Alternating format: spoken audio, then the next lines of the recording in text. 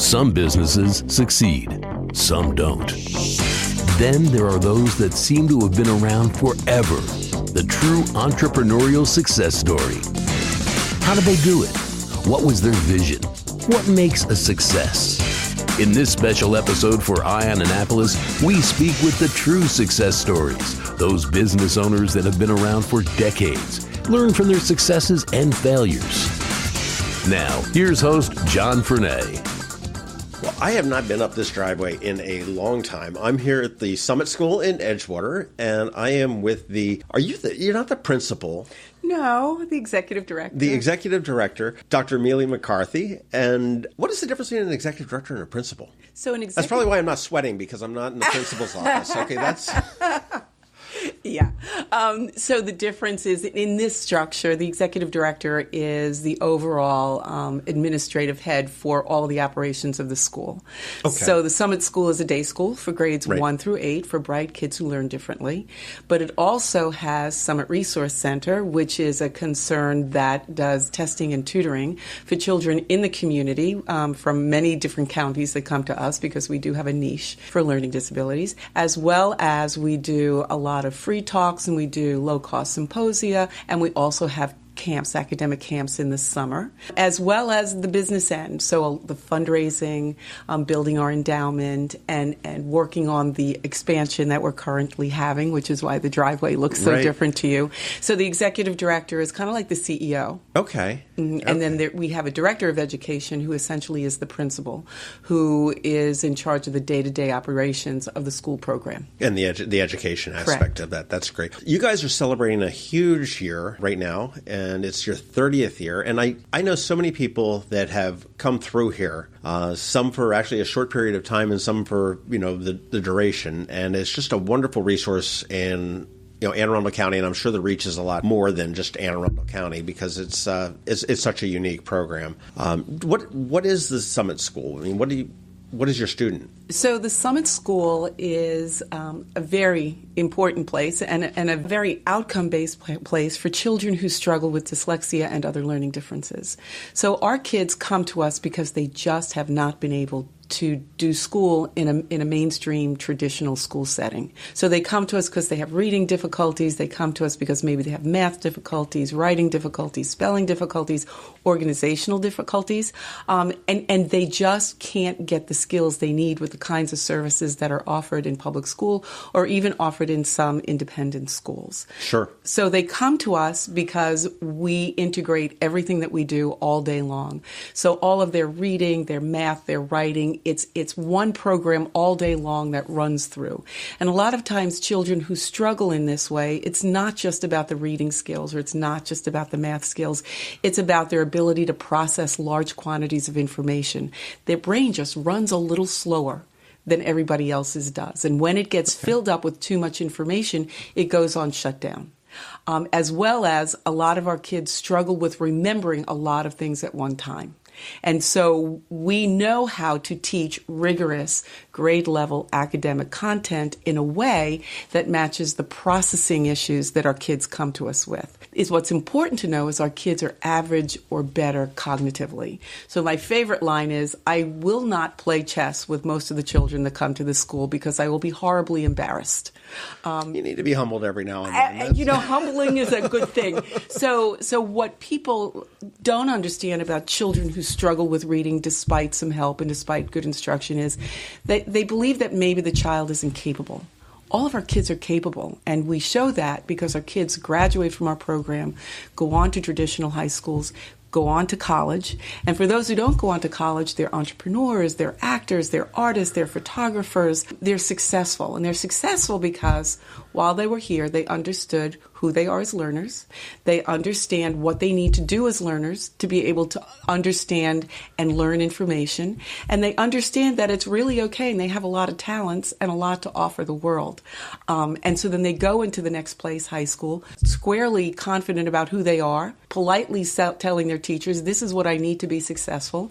And they know that anything they want to do, any choice in the world that anybody else has, our kids have. So I like to say the world is their oyster. They can have the choices that any other child has based upon what they want to do, not because somebody says, well, because you don't read so well, you can only do this. Not so for the kids that leave us. I agree with that. My son actually had a little bit of an issue, and I'm not an alumni parent or anything of Summit School, but in the public high school, they have an AVID program, which is sort of how people learn a little bit differently and whatnot. It was just a wonderful program for him.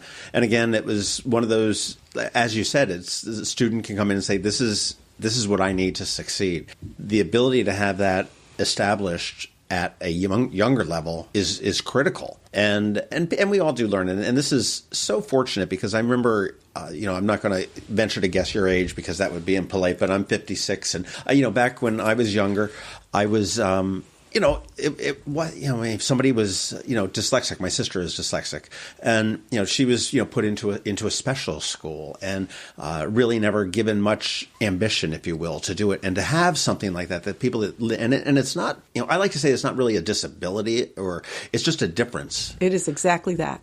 Another thing, in my kids came home with some new math, converting mixed numbers. And I was like, oh, well, you take the denominator times the numerator, or times the whole number and add the numerator and over the denominator. That's it. It works every time. But there was some crazy concept of how to do it. And I was like, this works every time. And it was just a different way of thinking to get to the same end result. Right. And I think that's such a really cool thing that you guys have. And then you've obviously reached out into the county, or not the county, but into the public outside of the school with your camps and with your symposiums. And I know that we on IN Annapolis have, seen tons of stuff where you have how to learn about your child that is learning how to learn. Exactly. And that's for anybody. That's for anybody to come here and say, hey, maybe, Summit School may not be the right school for that person, but it may be able to give a parent or a caregiver or, a relative a heads up to say, hey, this is something that we need to look at. And I think that's just an invaluable resource for the... Well, we're so fortunate. We are celebrating our 30th anniversary. So for a school like ours to exist and keep getting stronger every year for 30 years, given that we're not necessarily a school that every child in the universe might need, we feel very committed to giving back to the community. And there are many children who can't come to us, maybe because of distance or maybe because of finances, maybe because of logistics. So for us to be able to give parents and educators information that we use every day that translates into success for our children is really important to us. So we believe that every child has the right to learn, no matter how that opportunity gets to them. So the opportunity might be here at the school, or the opportunity might be because their parent or their teacher came to our sessions or came to our seminars or came to our symposia to learn something. Or it may be that their teachers want to come and just sit and observe the day and see how we run our school day, so that maybe they can do something similar in their schools.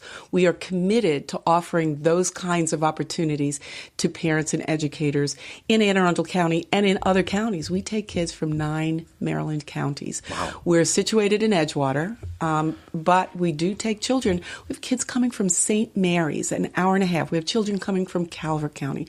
We have kids coming from PG County. We've even have kids coming from D.C. and over the Eastern Shore from Kent Island. That sort of speaks to the program. Exactly, because we offer that program for that child who is not successful for many reasons in their mainstream school, whether it's public or independent.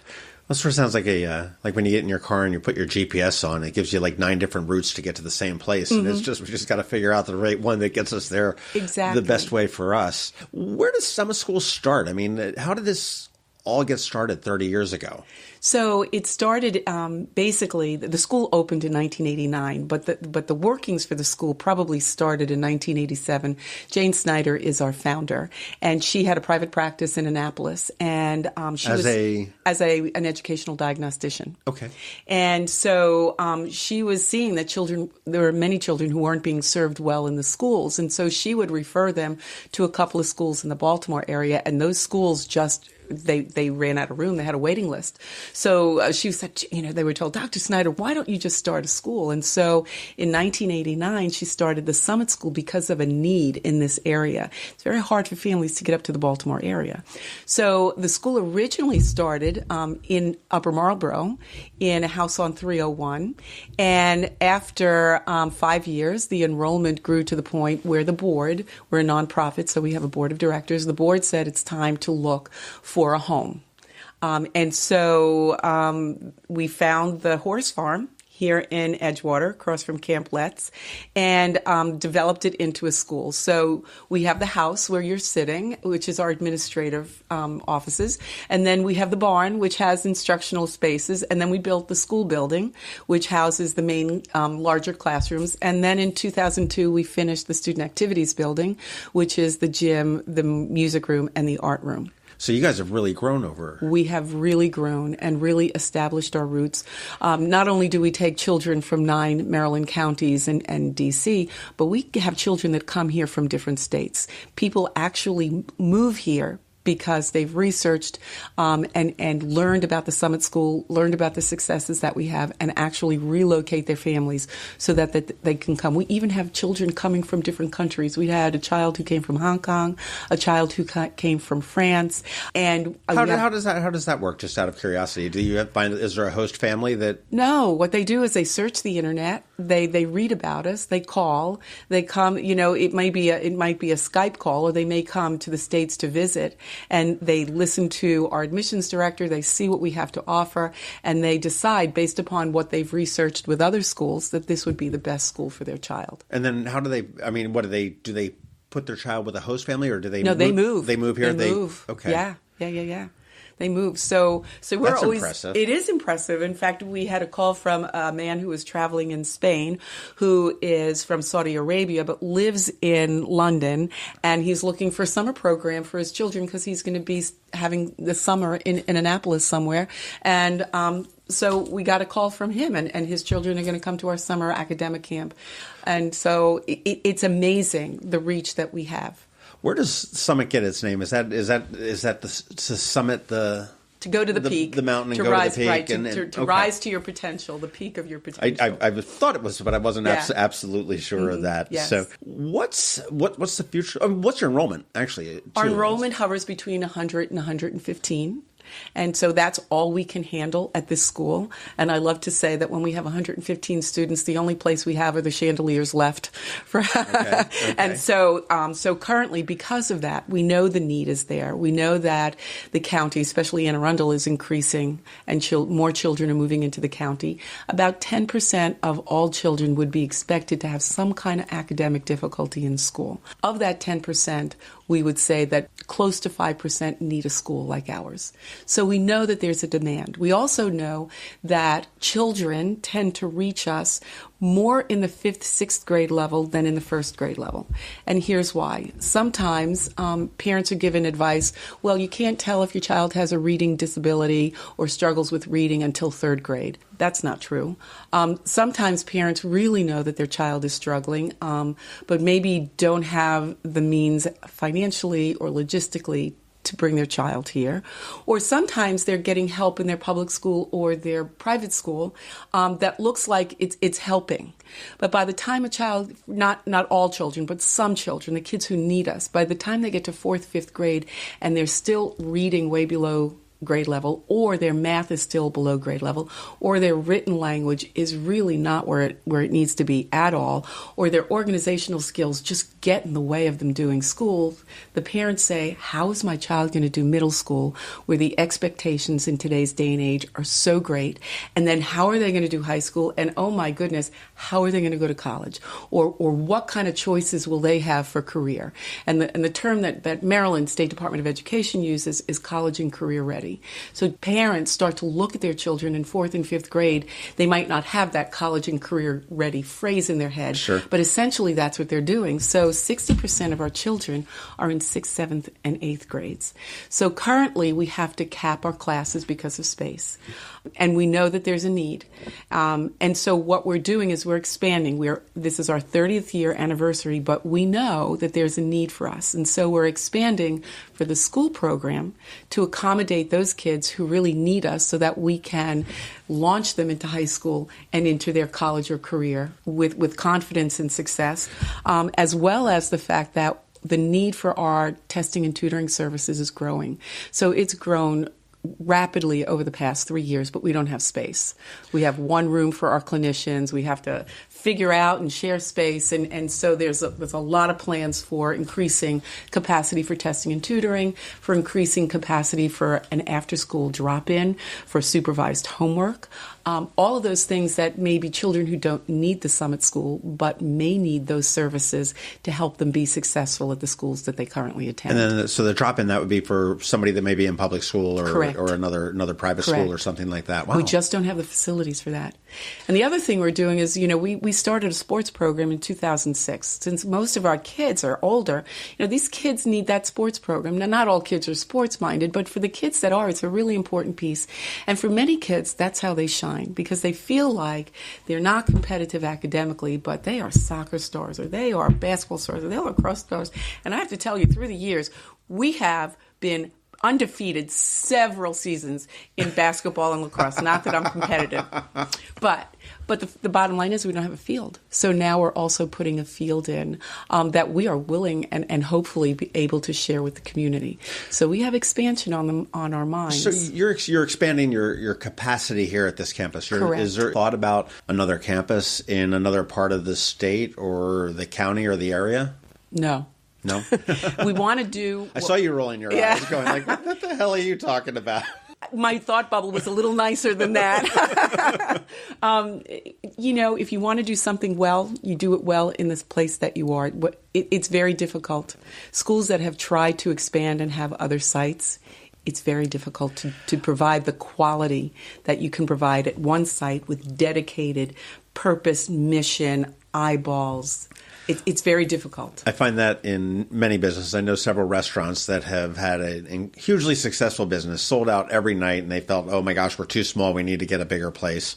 And they moved to a bigger place, and you can just hear it sounds like the bathwater draining out of the tub, and the business just goes away, and they ultimately die. Yeah. And that's probably a very, very valid and a very smart growth perspective that you've got. But we also feel that we can help other kids. So when we do this new building for our older children, we're also going to have state-of-the-art technology in place so that we can do webinars, so we can do family and educator information through the internet, so that will expand our reach even more. We want to expand our reach with our capabilities to do e-tutoring and e-learning, so that even though we are here, our footprint is in Edgewater, our reach to help families, educators, and kids is going to be way greater because of the facilities that we're planning for these new buildings. And the experience that you have. Now, I imagine that your curriculum and the way you're teaching, that the math teachers and the English teachers and the history teachers, and I know I'm screwing up all of the subjects because they've all changed through the years from when I was little, but it's just got to be a really coordinated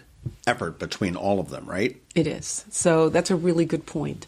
So all teachers, when we hire teachers, we might hire new teachers and we hire veteran teachers. But all teachers who come into us go through rigorous training about how we teach reading, about how we teach math, about how we teach written language, and about how we help kids manage their stuff, which is called executive function.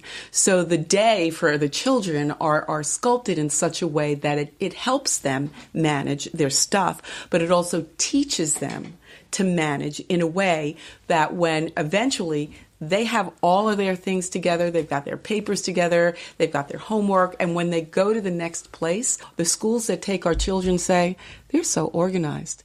They know how to do school. They're so respectful. They self-advocate for themselves. And our teachers go through this training across the board, no matter what grade you're in or what subject you teach, helps them understand. And another big piece that I left out is the underpinnings for instruction is oral language. So how do you help kids learn vocabulary so it sticks, learn vocabulary so you can spell it, learn vocabulary so you can use it in your writing, and so that you can have academic conversations about your subject matter. So we do a lot of things for teachers so they can help children get that rigorous academic content that everybody else in their grade and any other school is getting, but provide it to them in a way that's comprehensible. And it's not because they're less intelligent, it's just because of the way they process information. They do it a little bit differently. Mm-hmm. Has technology, I know obviously it's been a big boon for any education. It doesn't matter what you're teaching. But it's funny you talk about that you're very oral based and everything else. I'm wondering, like the texting. Does that drive you crazy? Like it drives me nuts? Well, technology. LOL. LOL. Technology is a blessing and a curse.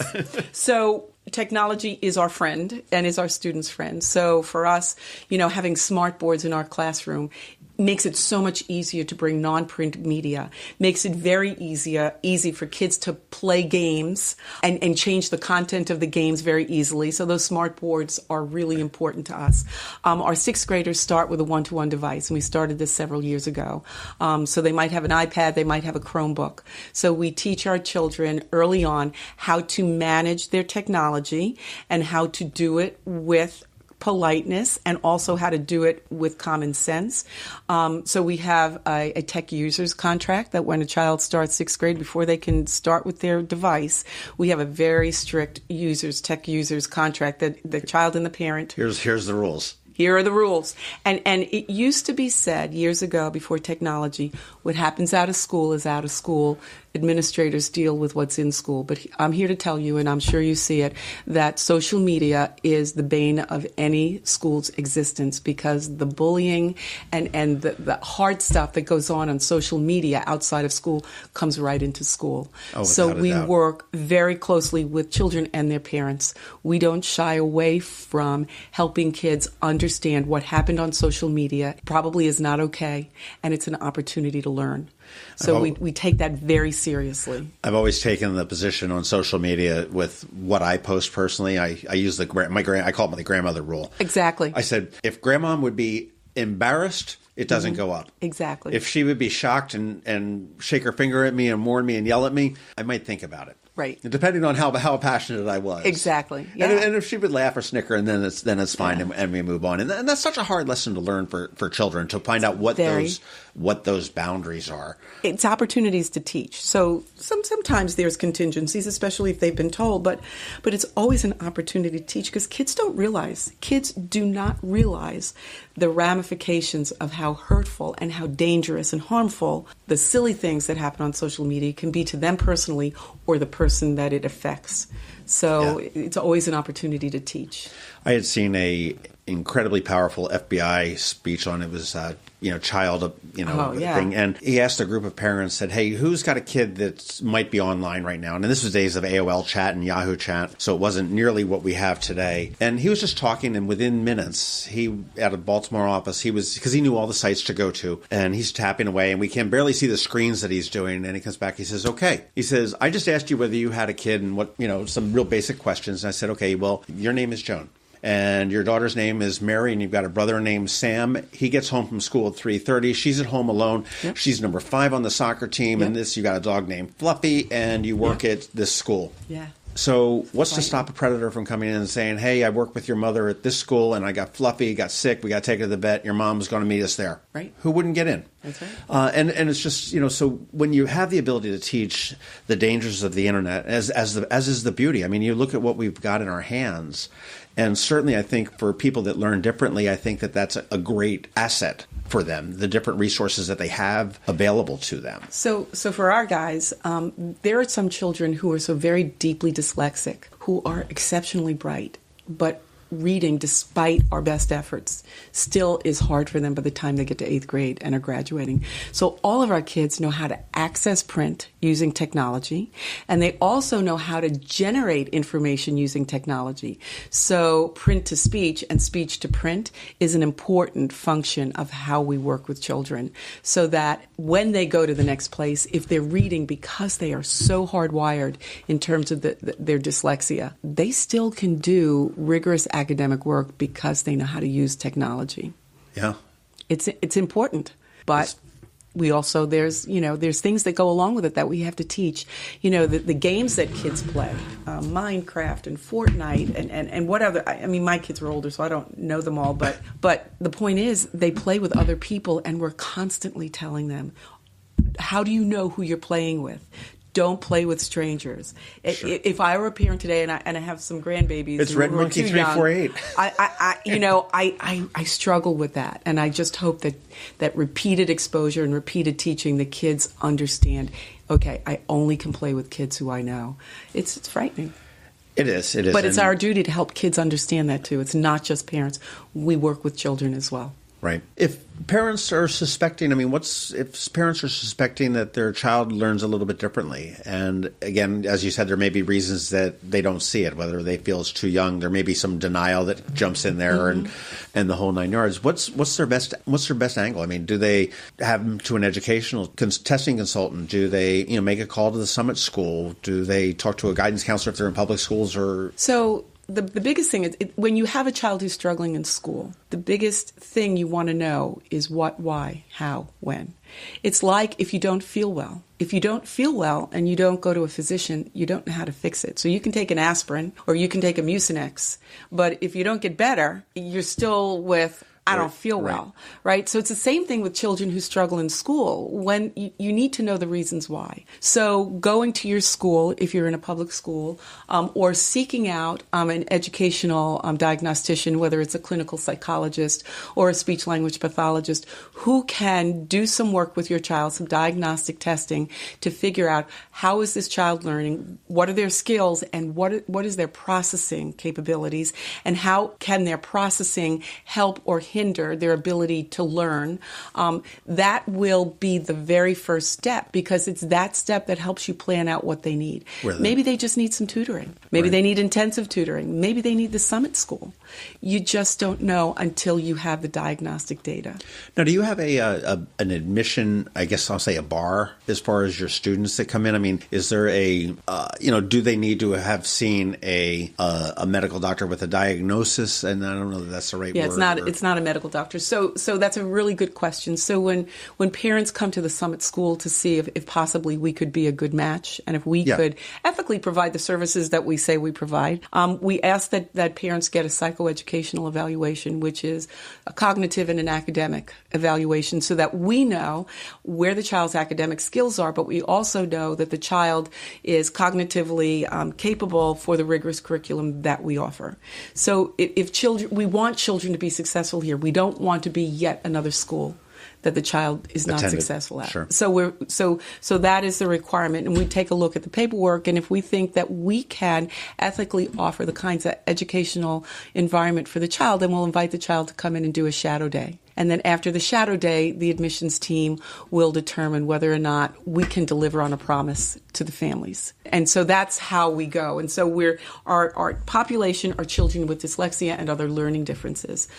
Many of our children also struggle with attention difficulties. Mm-hmm. But the bottom line is they have to be children who have average or better cognitive potential, but who struggle with academics, and if they've got a little attention thrown in there, that's okay too. But we're not a school for children who really struggle behaviorally. It's not how we're trained. It's not how we're staffed. As an expert in the field, if you could wave this magic wand and expand your campus and your faculty and everything would just proportionately grow, how many students do you figure you would have? I mean, what is the need for this? I mean, obviously you're meeting a need that has been far exceeded by what you're capable of doing, just because you're full, and you're bringing on different aspects and different programs to be able to offer little bits of what you do to other people.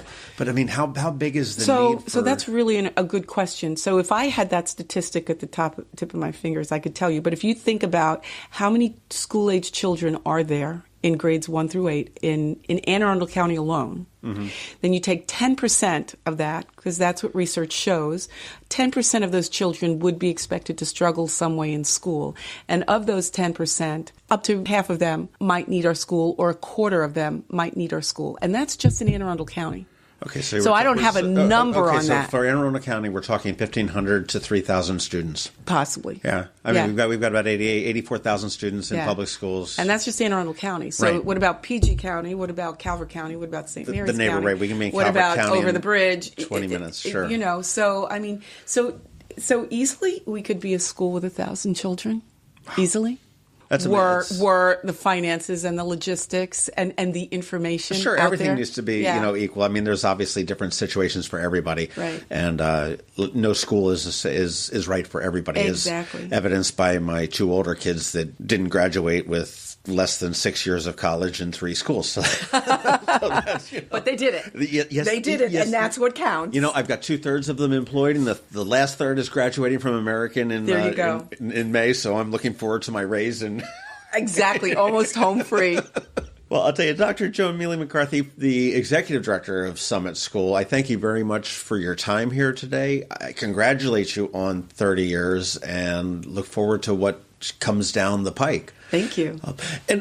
You've got a big celebration for your 30th. So this is our 30th year, so we have a big 30th year gala celebration on May 3rd planned. And we are especially honoring our alumni. Alumni students 21 and older, please, because it's an adult gala. And their parents, as well as teachers who have been here but have gone to other places or moved out of the area, as well as board members who have been the foundation for the reason why we're so strong. So we're celebrating our history through our people that have come through our doors or have worked with us. And is it open to the public? It is open to the public. Where is it? It is at Harrington Harbor in North Beach. Okay.